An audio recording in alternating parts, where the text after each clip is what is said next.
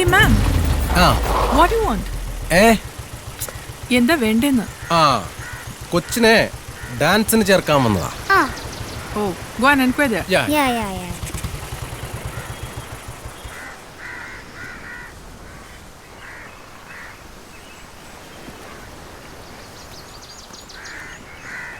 ലച്ചു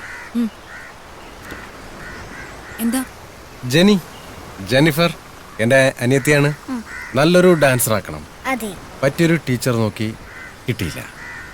നല്ല ട്രെയിനിങ് കൊടുത്താൽ ജെന്നി മാസ്സാകും. എന്താകും? മാസ്. തൽക്കാലം ഇവിടെ അഡ്മിഷൻ ഒന്നും ഇല്ല. അയ്യോ അങ്ങനെ പറയരുത്. വിജയണ്ണൻ്റെ കൂടെ അഭിനയിക്കേണ്ട കുട്ടിയാണ്. കുട്ടി വിചാരിച്ചാൽ.